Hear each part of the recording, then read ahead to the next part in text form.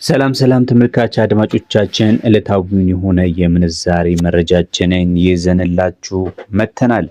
እንደተለመደው ከእንግሊዝ ፓውንድ፣ ዩሮ እንዲሁም ደግሞ ዶላርን ጨምረን ዋና ዋና የሚባሉ ከ15 በላይ የሆኑ የምንዛሬ ተመኖችን ዛሬ መጋቢት 9 2018 ዓ.ም በስንት እየተዘረዘሩ እንደሚገኙ የምንነግራችሁ ነው የሚሆነው።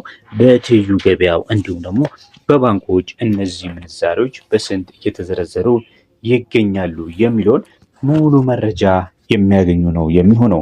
ታዲያ ለዚህ ዩቲዩብ ቻናል አዲስ ከሆናችሁ ቻናሉን ሰብስክራይብ በማድረግ እንዲሁም ላይክ በማድረግ አብራችሁን ትዘልቁ ዘንድ እንጋብዛለን። አሁን የምንሄደው ወደ መረጃችን ነው።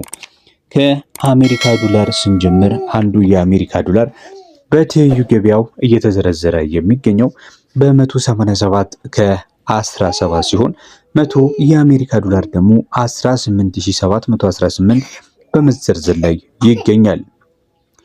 አንድ የአሜሪካ ዶላር በባንክ እስካላችሁኝ በ166 ከ07 እየተዘረዘረ እንደሚገኝ የኢትዮጵያ ንግድ ባንክ የዕለታዊ ምንዛሪ መግለጫ ያመላክታል።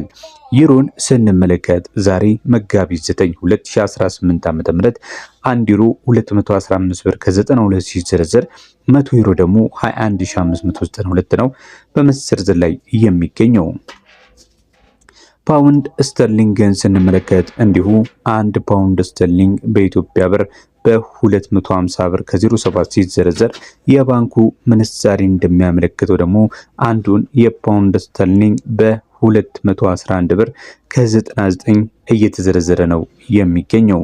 የባንኩን የዩሮ ምንዛሪ ስንመለከት በ189 እንደሆነና 100 የዩሮ ደግሞ በ18900 አካባቢ እየተዘረዘረ እንደሚገኝ ያገኘነው የምንዛሪ መረጃ ያመለክታል።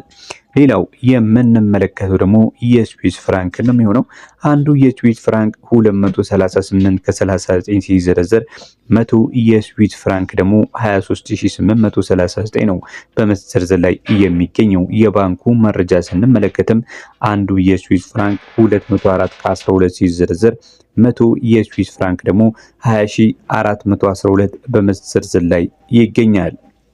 የካናዳ ዶላርን በመከተል እንመለከታለን። አንዱ የካናዳ ዶላር በ136 ከ73 ሲዘረዘር 100 የካናዳ ዶላር ደግሞ 13673 ብር ነው በመዘርዘር ላይ የሚገኘው።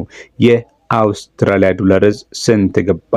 አንዱ የአውስትራሊያ ዶላር በ133 ከ05 ሲዘረዘር 100 የአውስትራሊያ ዶላር ደግሞ